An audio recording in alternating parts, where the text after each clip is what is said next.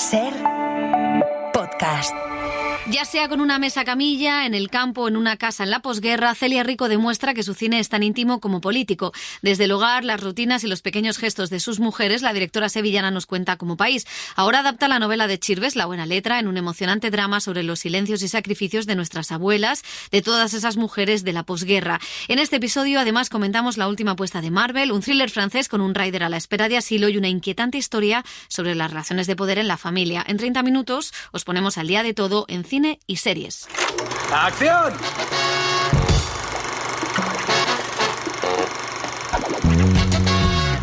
El cine en la Ser con Pepa Blanes.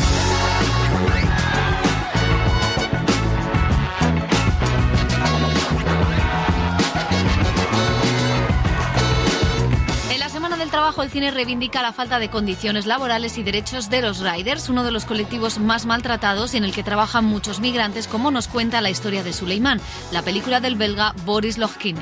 De Guinea partimos para Mali. De Mali atravesamos el desierto. Los países, perdone que le interrumpa, pero solo los países. Hay varios tipos de héroes esta semana en la cartelera. Del héroe obrero pasamos a la heroína doméstica, las mujeres supervivientes de la guerra civil y el franquismo. De eso trata La buena letra, la adaptación que hace Celia Rico de la novela de Chirves. No queda otra.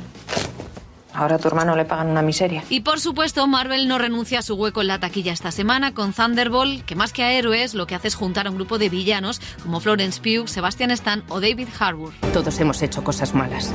Puedes hacer algo para remediarlo o vivir con ello. Septiembre, dice, es el debut de Ariane Lavette. La actriz adapta una novela gótica donde dos hermanas sobreviven al acoso, al duelo y a la violencia. September says... Turn around. September says dance.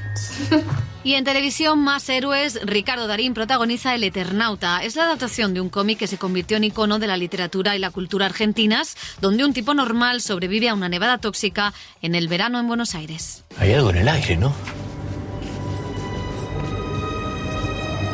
Parece ceniza. Es como si estuviera nevando.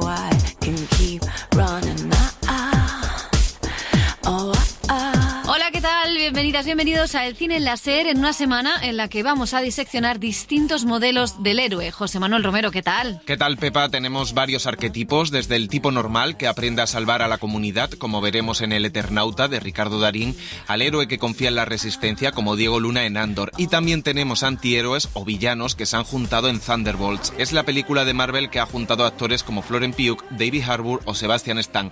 Un reportaje de Joel Peña.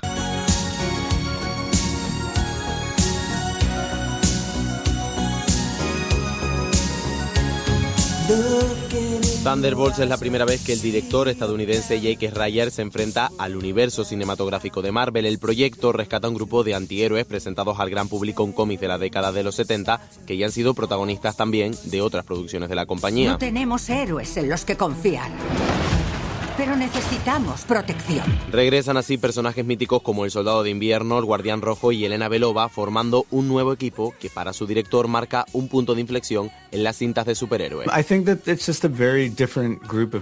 Creo que se trata de un grupo de personajes muy diferentes al que cabría esperar en una superproducción de superhéroes de verano. No son el tipo de superhéroes habituales, y esto lo vimos como una oportunidad para tomar a estos antihéroes y explorar una narrativa más interna sobre algo que todos podemos experimentar, en lugar de una historia más externa.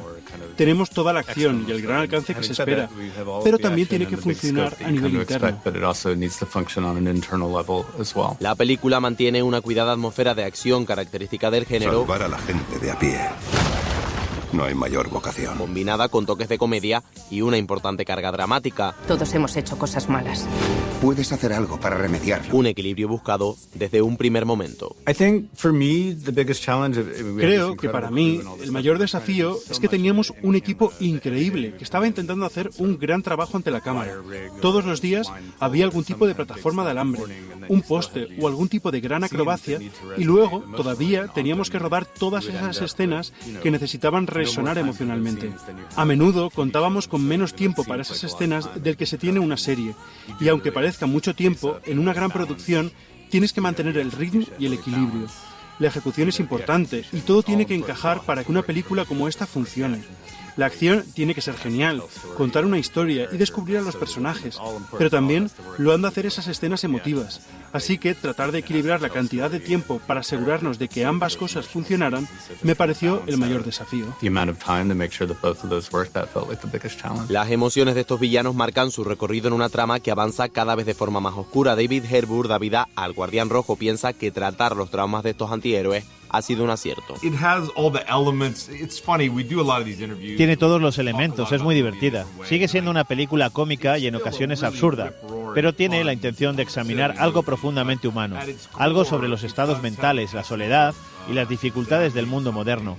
Y creo que profundiza en algunas áreas a las que las películas de superhéroes no suelen llegar, incluso en su metáfora central. Solo la idea de que hay luz y oscuridad y cómo nos mantenemos en la luz refleja que todos estos personajes luchan por estar juntos y salir de su propia obsesión trabajando en equipo. Todo esto se hace de una manera que me parece bastante conmovedora y espero que de alguna manera sea única para una película de superhéroes. Un retrato poco convencional, el de la salud mental de los personajes en las películas de superhéroes, que busca reflejar su vulnerabilidad. Me siento vacía.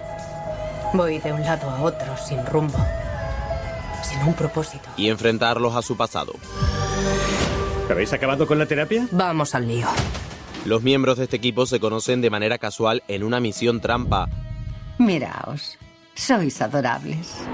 Allí conocen a Bob, un participante de un proyecto de experimentación oculto que acaba convirtiéndose en el vigía, un sujeto todopoderoso e imbatible. Más fuerte que todos los Vengadores juntos y muy pronto conocido como el héroe más poderoso de la Tierra. Al que deben enfrentarse ante su grave amenaza para la sociedad. ¿Qué? ¿Nosotros? Sí, vosotros. ¿Tenéis algo mejor que hacer? Y Elena se convierte en la líder involuntaria de este grupo tan poco común. Creo que parte de lo especial de este grupo es que no queremos ser un grupo. Creo que en muchos de estos equipos las personas se unen porque quieren resolver problemas, quieren formar parte de algo y quieren luchar contra el mal. Y nosotros no tenemos ningún deseo de hacerlo. Somos un grupo de personas narcisistas y egoístas y no confiamos en otras personas. Personajes variopintos que han supuesto todo un reto para los actores. Florence Pugh ha tenido que buscar el punto de equilibrio entre la coraza, la fragilidad y la personalidad deprimida de Yelena para poder interpretarla. Creo que conocemos a Yelena en un punto más oscuro de su vida. Sabemos que sigue siendo divertida, aunque ya no cuenta tantos chistes como antes. Tampoco es tan peculiar ni extraña, pero hay una nube sobre ella y está deprimida. No está en el buen camino. Creo que eso es exactamente lo que pasa en la película. Conoce gente que cree que no le gustará y que tampoco piensa que la puedan ayudar. A través de ellos puede sentirse de nuevo ella misma. Es capaz de volverse a sentir amada, cuidada y de recuperar su color, como le menciona su padre en la película. Así que sí, interpretarla ha sido todo un juego de malabares. El regreso de Marvel a los cines llega, por tanto, con unos superhéroes poco convencionales. ¡Somos los Thunderbolts! Que por sorpresa, incluso para ellos mismos, pasan a formar parte de un universo que ya proyecta un futuro del género de superhéroes marcado por una importante crítica social y nuevos rostros y referentes cinematográficos.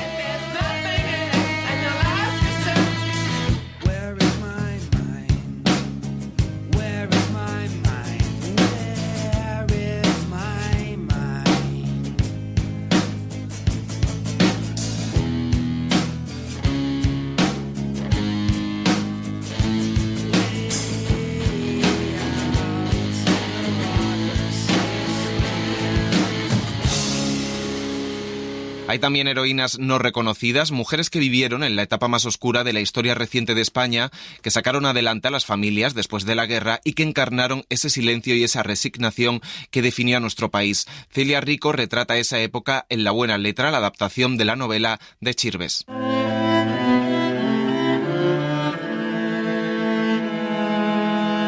La novela es la historia privada de las naciones. Esa idea de Balzac, que está presente en Galdós, se la tomó muy en serio Rafael Chirves, que se propuso contar la vida íntima de España a través de sus novelas. Yo creo que no soy ni cura, ni político, ni psiquiatra.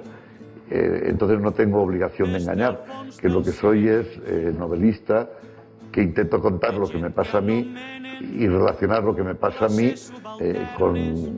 como pieza de ese conjunto más grande que es lo que hay a mi alrededor, ¿no? Con La buena letra atrajo la atención de la cineasta Celia Rico, que descubrió en ella un punto en común con el escritor valenciano, el de centrarse en lo íntimo, en el detalle, para contar todo un país. Lo que me pareció interesante es que nos estaba contando la historia de nuestro país a través de gestos muy pequeños, de cosas muy cotidianas, y que al final esa puede ser también la historia, ¿no? de un país, que sería esa historia en minúsculas. Uh-huh. Y me pareció que ahí pues yo podía, digamos, aportar un poco desde mi forma de hacer y hacer ese diálogo, ¿no?, con su obra. En Viaje al cuarto de una madre, la directora retrató a una madre y a una hija, pero también a una generación sin rumbo tras la crisis de 2008. En Los pequeños amores también había mucho de eso, y ahora en La buena letra es otra generación de mujeres, la de nuestras abuelas, que fueron las grandes olvidadas de la historia. Me imaginaba, ¿no?, que el personaje que interpreta Loreto, Ana, puede ser de alguna manera la abuela o la madre, ¿no?, de mis otros personajes femeninos, ¿no?, y que me ha faltado, ¿no?, hacer este vínculo, ¿no?, con nuestra historia más reciente, y ya no es solo cómo podemos ser nosotras en relación a esas otras mujeres que nos han precedido, sino en relación al contexto en el que vivieron ellas, ¿no? La historia de la familia de Ana es la historia de España, y las traiciones o fidelidades de cada miembro de la familia explica las diferentes actitudes vividas por las gentes desde la posguerra hasta hoy. Coser. No queda otra. Ahora a tu hermano le pagan una miseria. Loreto Mauleón encarna a esa mujer que cocina con piel de naranja porque es lo único que hay, que cuida de su suegra, Teresa Lozano, y que espera que su marido, Roger Casamayor, llegue de trabajar. Su único anhelo es darle un futuro mejor a su hija. O sea, yo siento como hablando con gente que la ha ido viendo, que también incluso hemos juzgado mucho a esas mujeres, ese silencio, esa manera de estar como... Y de repente dices, claro, es que además de todo... hay un juicio sobre ellas que ¿por qué no tienes más alegría de vivir? Además, ¿no? O sea, si el libro está contado por la protagonista desde el presente en forma de cartas, en la película se evitan los flashbacks y se estructura la historia en 3 partes, que hablan de la relación de Ana con el resto de personajes, con su marido, con el hermano mayor y con sus cuñados, Enrique Auquer y Ana Rujas, que tienen otra forma de mirar la vida. Ven, que te presento. Isabel, la mujer de mi hermano. La directora ha moldeado la historia bajo su prisma feminista para no enfrentar ni juzgar a esas dos mujeres, para no poner el foco de tensión en esa relación. Y se impuso, la mujer podría haber sido muy distinta si no hubiera habido una dictadura tan larga, y la mujer tuvo que someterse a un rol que era el ángel del hogar, y que era cocinar, coser y callar.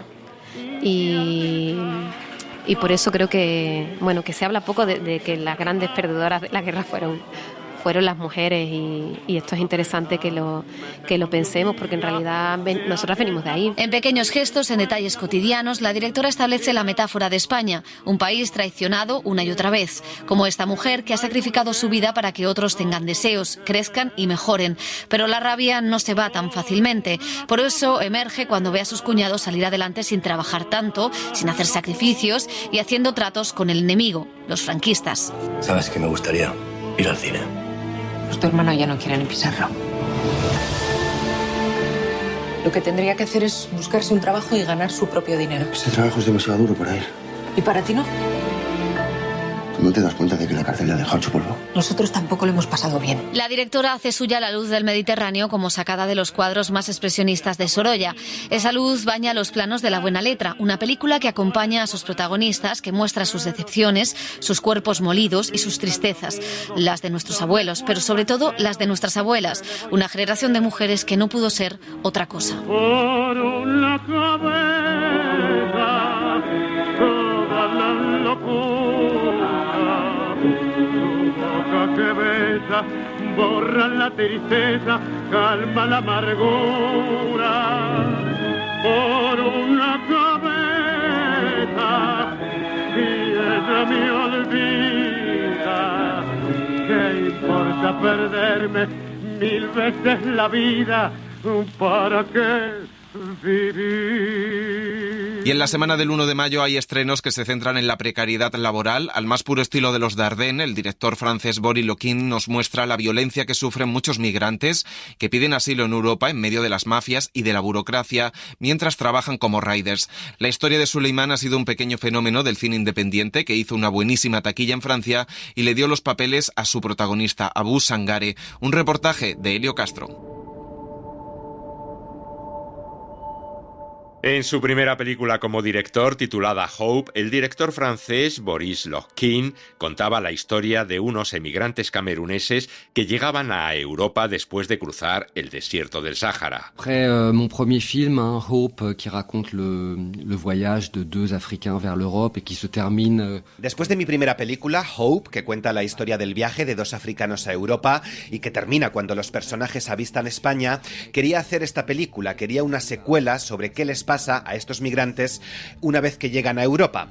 En realidad era raro porque nunca he rodado en Francia, suelo rodar fuera, Vietnam, Marruecos, pero llegó el confinamiento y empecé a ver a todos los repartidores en las calles de París, la mayoría africanos y casi todos sin papeles. Pensé que ese era el tema que tenía que contar. Et là je me dis mais oui, ça c'est le sujet que j'ai envie de raconter. Y así nació la historia de Suleiman, un film que cuenta la vida de un joven emigrante de Guinea-Conakry que trabaja como rider en París. Dígame, ¿qué países atravesó antes de llegar a Francia? De Guinea partimos para Mali. De Mali atravesamos el desierto. Los países, perdone que le interrumpa, pero solo los países. Suleiman no tiene papeles y esta entrevista que estamos escuchando puede cambiar su vida. Una entrevista en la que tiene que contar que su estancia en Francia se debe a que es en realidad un refugiado político que fue encarcelado en su país por ser miembro de un partido opositor. Bien, ahora vamos a repasar su historia desde el principio. Dijo que se unió a la UFDG a principios de 2019, ¿verdad? Sí, el 30 de marzo de 2019. Pero antes de esa entrevista, Suleiman tendrá que vivir 2 días frenéticos. Llevar a toda prisa por las calles de París pedidos de comida, conseguir dinero, recoger unos documentos que necesita, llegar a tiempo al autobús que le lleva a un albergue en donde puede comer y pasar la noche. Buenas noches. Buenas noches. ¿Número? 10, el 10. No se detenga, por favor. Muy bien. Coge una bandeja. Buenas noches. Buenas. Que aproveche. Buenas noches. Avance, por favor. Gracias.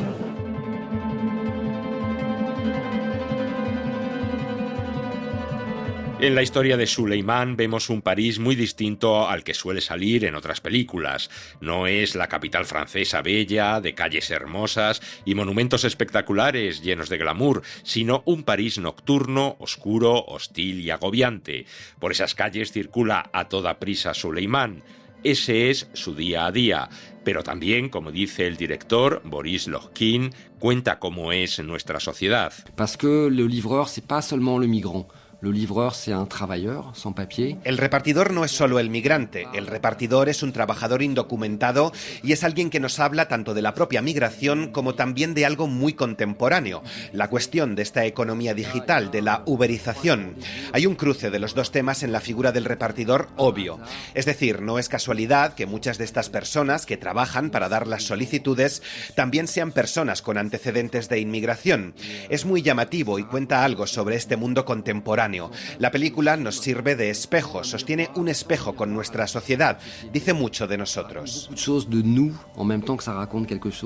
El protagonista de la historia de Suleiman es Abu Sangare, un joven guineano emigrante que acudió al casting del film que había organizado una ONG.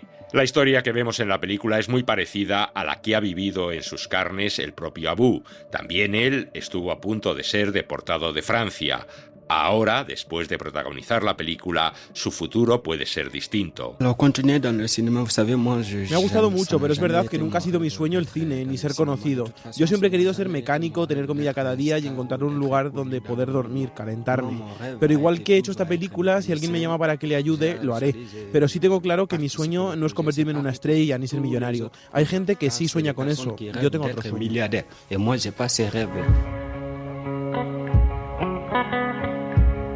La historia de Suleimán se presentó en el Festival de Cannes del año pasado en la sección Una cierta mirada, en donde ganó el premio del jurado y el premio al mejor actor para Abu Sangare.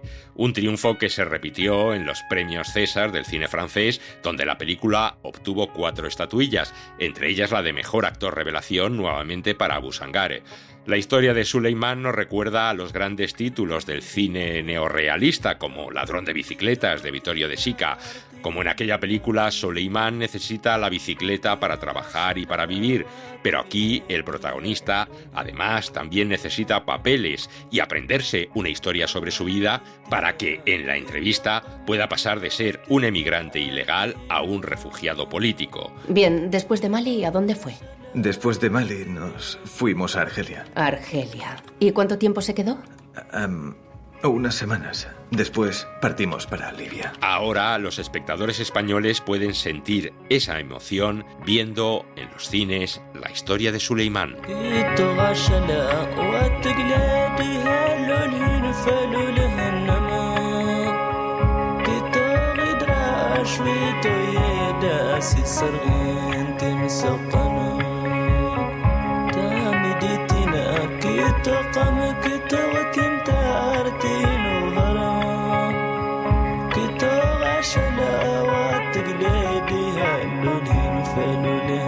Hay también un interesante debut, el de la actriz Ariane Labeeb, a la que hemos visto en el cine griego, en películas como las de Yorgos Lanthimos o en el cine francés, incluso en The Brutalis. En septiembre, dice, ha adaptado la novela gótica de la escritora Daisy Johnson.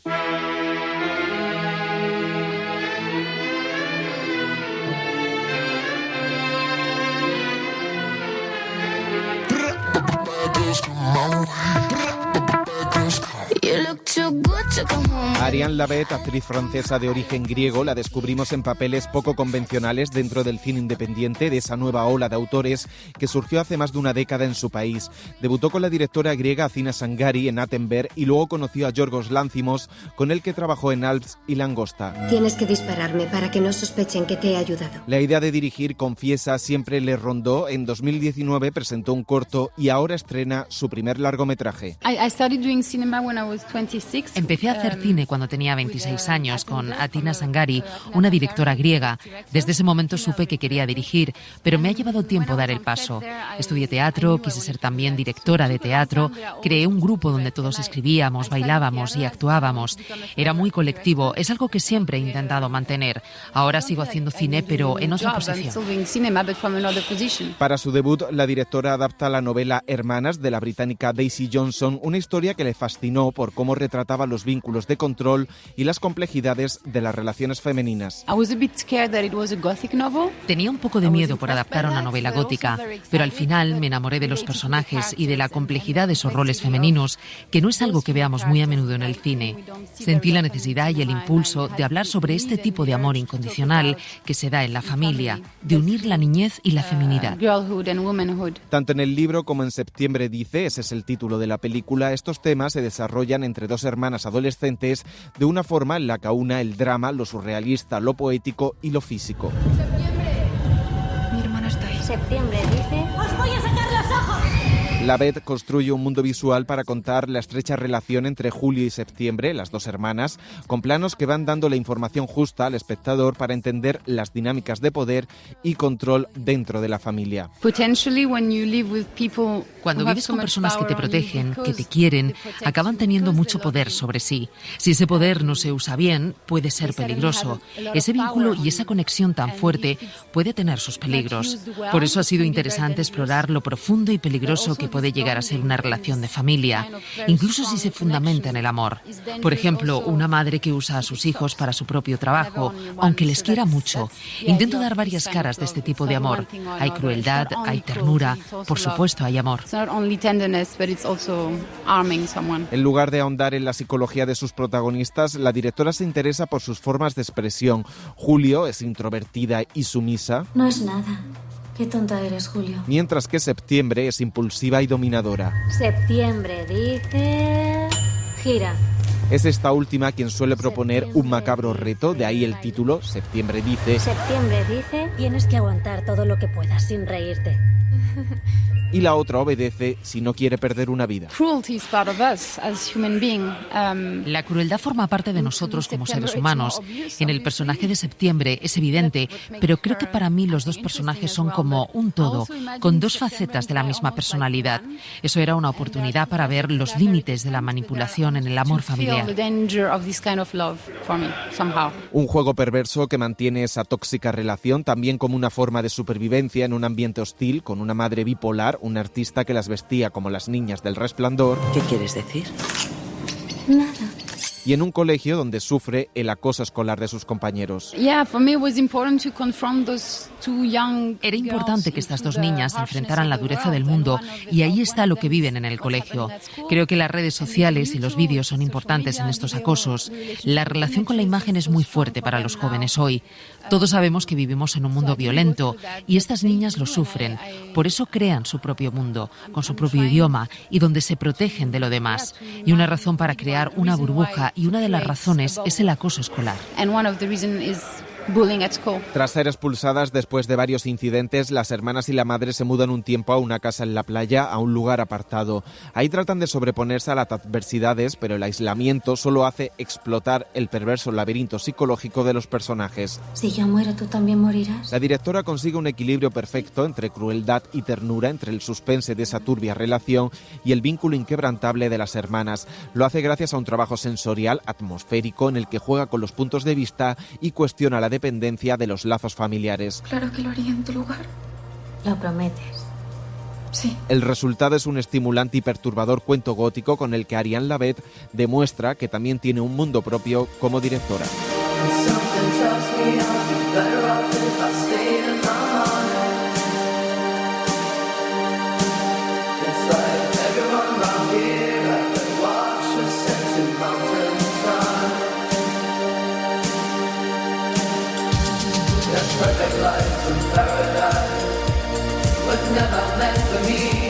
El cine en la SER con Pepa Blanes.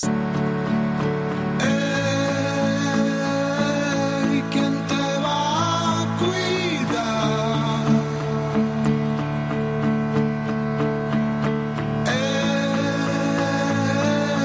¿Quién te va a cuidar?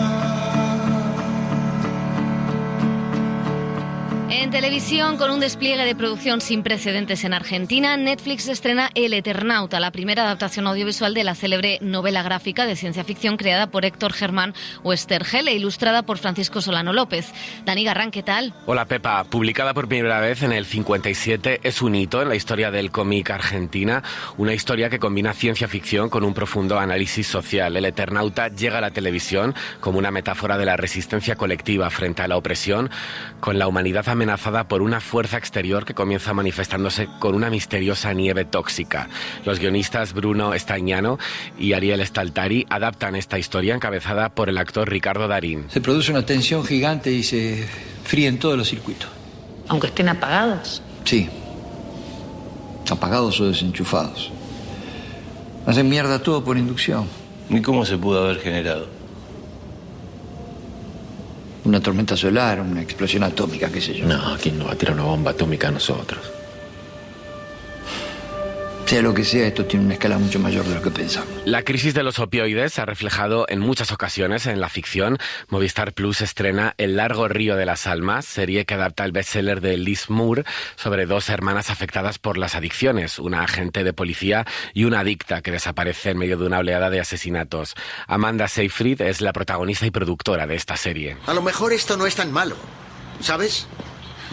¿Cómo que no es tan malo? No me malinterpretes, es una pena que alguien muera, ¿vale? Pero esa clase de vida, ¿verdad? Bueno, a lo mejor están... ¿Están qué? Me dan muchísima pena. No ibas a decir eso. ¿Quieres saber por qué no te cuento nada?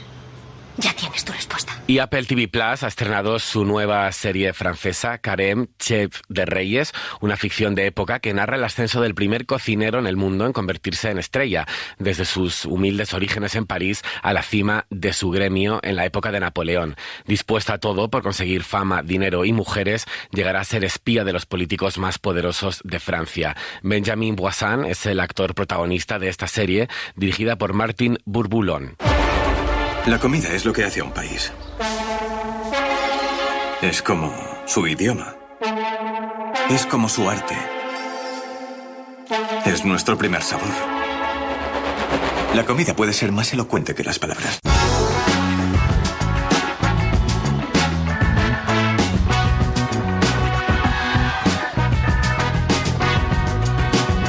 Terminamos el cine en la SER gracias a Julia García, que ha estado en la realización, a José Manuel Romero y a Joel Peña en la redacción y redes sociales. Después de celebrar el Día del Trabajo, nos vamos con Todo va bien, la película de Godard sobre la explotación laboral en una fábrica. Los sindicatos se pondrán furiosos cuando sepan que me retienen. Entre otras cosas porque saben muy bien que no estoy dispuesto a negociar bajo amenaza. En fin, señores, las aguas volverán a su cauce. Espero volver a casa a tiempo. Porque esta noche tenemos invitados. Así que... Veo que los empresarios siguen siendo unos imbéciles. Bueno, ¿y qué esperabas? El cine en la SER con Pepa Blanes. Para no perderte ningún episodio, síguenos en la aplicación o la web de la SER, Podium Podcast o tu plataforma de audio favorita.